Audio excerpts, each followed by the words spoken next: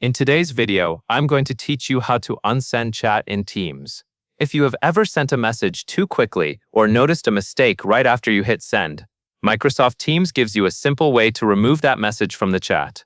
Start by opening the Microsoft Teams app on your computer. Give it a moment to load fully so you can see the main layout. Once Teams is open, look to the left sidebar and click the chat icon. This takes you to your list of recent conversations, including one-on-one chats and group chats. Next, select the conversation that contains the message you want to remove. Click on that chat so the message history opens in the main area. Take a second to locate the exact message you sent.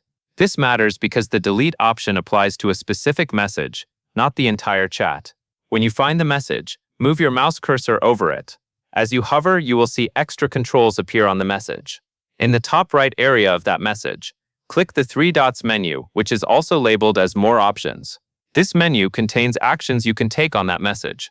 From the drop-down menu, select Delete.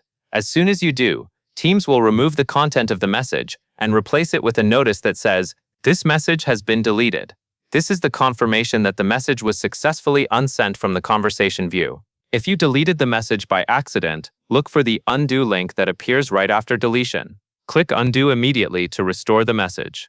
This option is time-sensitive, so if you think you might need the message back, do not wait. One helpful tip is to hover carefully over the correct message before opening the three dots menu, especially in busy chats where messages are close together. Also, keep in mind that deleting a message removes what you wrote, but the chat may still show that a deletion happened depending on how your Teams settings are configured. And that is all there is to it.